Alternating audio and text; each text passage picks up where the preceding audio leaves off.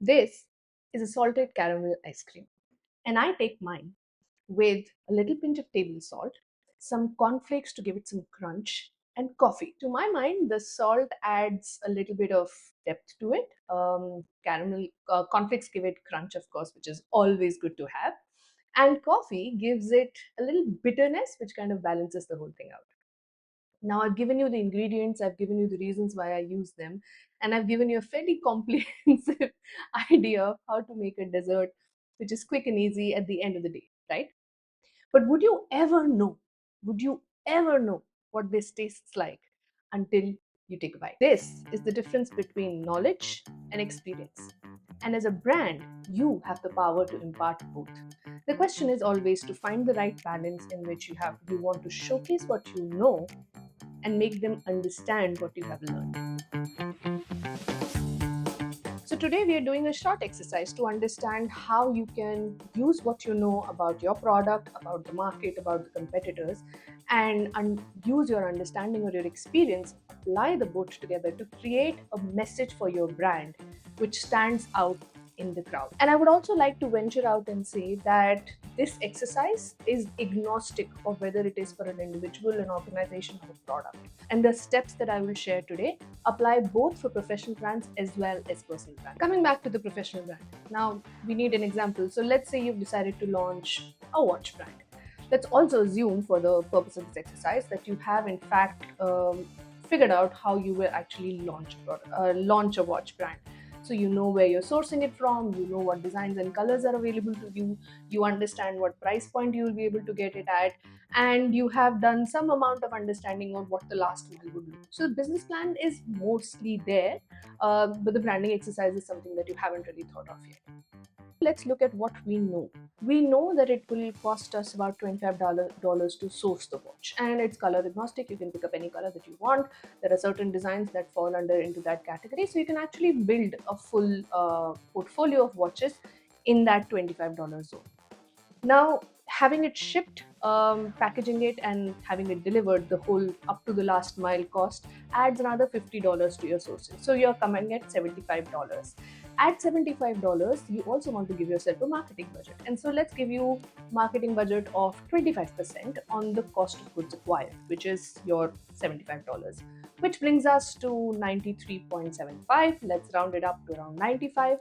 And let's add another $50 for operational costs, fixed costs, and variables that you don't know yet of. And that brings you at a cost of 150 USD. If you sell this watch for $150, there is no loss that you will suffer, but you will not make any money as well. This is the knowledge you have. Now, experience comes in. Step one, define what makes you special. You know the cogs, you know the breakup, you know the price, you have a rough idea of the market. So you effectively know which band of pricing you will kind of fit in. But in a competitive market with so many other brands available, you also need to still understand what makes you special. So again, we go back. What are the features and benefits of your particular brand that will stand out to any particular customer when they are looking for a watch at that price point and therefore are already defined in a certain segment? The next step is to conduct an even deeper targeting exercise. By understanding, by using the price point, what you have done is you have eliminated certain categories of customers from your target area. You understand that these people are not going to be the ones who buy it. But within this price point also, there live multiple different types of customers who are willing to pay that price, but they want to know, but they need to be in the right frame of mind to actually want to buy your watch. Let's say you start to break down all the audience that you have selected from the first step, and you start thinking about it in terms of what are the lifestyle preferences that they have, what is the buying behavior that they show. And here's a video right here which talks more about how to identify your right customer. You can go ahead and take a look at that. But coming back to this, you have done a deeper exercise to understand what's the lifestyle that they're looking at, what is the preferences that they have, what are the needs that they will have. And let's say we have understood that there are three segments that will work for us. The first is adventure seekers, outdoor enthusiasts, so looking for durability. The second is fitness enthusiasts, interested in sports tracking and style. And the third is casual wearers who like the look, but who are not interested in the who are not probably interested in the sports or the actual features or benefits of the product, but they just like the way that it looks. So the three things that we know that we can play on are functionality, durability, and looks. Up until now, what we have done is we have taken information that we had about our product and taken information that we could find or analyze about our customers and married them together. Now is the time to step back and look at what else is happening. Because as always, this customer is not sitting around waiting for you, the great founder, to come up and sell them a watch, right? They have a watch, they have some alternative that's available to them, but maybe that alternative is a little higher on price, maybe it is a little less on the durability, maybe it doesn't really look so good even though it is a great product. And that is where learning from your competitors experiences will help you apply the knowledge that you have about your customers to create an experience that is better. So we arrive at creating the first brand message and the first version of our brand story by taking the knowledge of what the features are, by taking the knowledge of what the consumer wants, and by putting it in the mesh that already exists with other competitors. You have found a gap, and you need to all your messaging, all your brand's story needs to talk to this particular gap. So the three talking points that we had come up with in the first go was durability, functionality, and looks. And therefore our message needs to be something simple, something that keeps into account that we only have 25% of the cost of goods acquired to actually do this brand messaging. So it needs to be budget friendly, it needs to be simple, and it needs to speak to these three segments that we had identified earlier, which was sports enthusiasts, fitness enthusiasts, and people who are looking at it just for the looks, right? So off the cuff, and by the way, I would love to do this exercise on a more realistic way, and I would love all of your inputs or comments. If you can think of some good names for this hypothetical watch brand, it would be so fun to do that. But one thing that I came up with was move forward.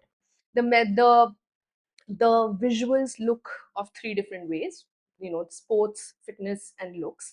And move forward takes into account the fact that it is about time moving forward. It takes into account that you are reaching more fitness goals, reaching more sports goals, and also you are finding a more aspirational version of yourself when it comes to looks. And by the way, the first exercise of pricing that we did was something which was knowledge based. It was a price that we arrived at based on the information that we had.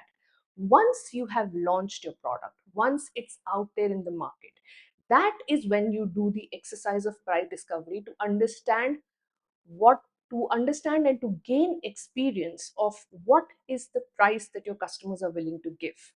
And there are so many times when you'd be surprised whether that how far off the mark you were on the price. So be prepared for that. For instance, if your competitor is selling a similar kind of watch at 200 rupees, it makes a lot of sense to sell yourself at 175, because if you have your cost of goods sold is 150, at 175 you're still making $25 per watch, which is a good margin to have.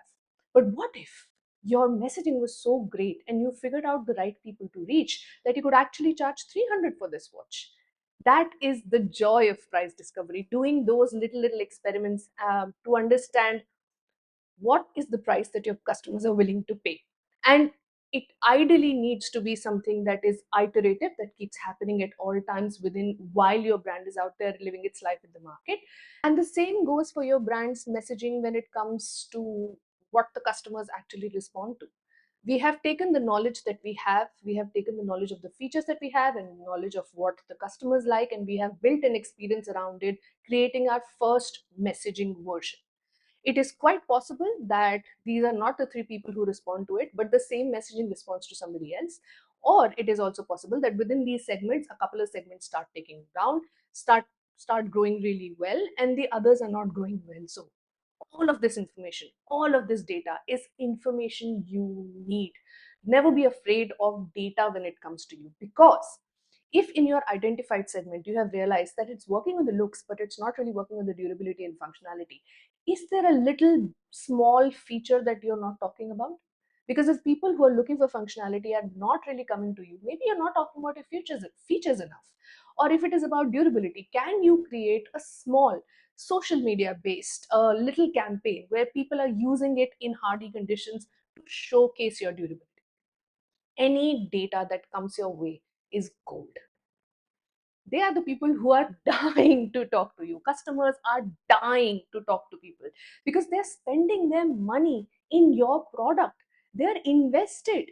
They are the real investors instead of the investors that we all keep running about after, right? So you have to keep figuring out ways to talk to your customers in conversations which are easy, which are not, why are you not buying my product?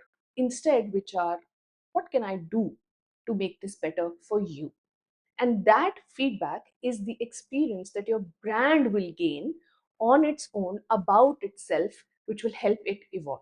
Now, I know what you're thinking. You're thinking about, how do I create customer loyalty? How do I get people to keep buying again and again from me? How do I do all of that? Frankly, if all brands out there were simply to do this exercise of saying, have I done enough in terms of gathering the right kind of knowledge to start? And then, am I doing enough to gain the right experience to understand what my customer needs? That in itself is such a huge step in building customer loyalty because it creates transparency, it creates trust, and as always, trust builds credibility. So, all you have to do is talk to the people who are really wanting to speak to you and understand what you can do to make it better. And that will give you so many options, which can itself be an exercise to say, okay, this is the laundry list of things that people want, and these are the things out of here, elimination again. These are the things out of here that I can do today. These things I can probably think about tomorrow. And these, yeah, maybe they want it, but at this price, I'm not going to give it to them. Which, by the way, leads you to think about, can I launch a $500 watch? Or if I am at $200 and people are looking for something at $100, now that I've established myself, can I launch a $100 watch? The possibilities are endless once you create a loop which helps you get feedback from everyone, your customers, your vendors, your suppliers, other competitors, wherever you can find information. That's all for today, folks. I hope that this little story and this little journey on a little watch brand was fun. It was interesting and intriguing and engaging for you. I really would love to start a little comment thread down below to say, what are we thinking about this? What could be other names for it? Please tell me what loopholes I missed, and what should other brands think about when they're trying to create this exercise. If you have some information to add here, I would love to hear from you. Thanks so much for your time. I'll see you soon. Bye bye.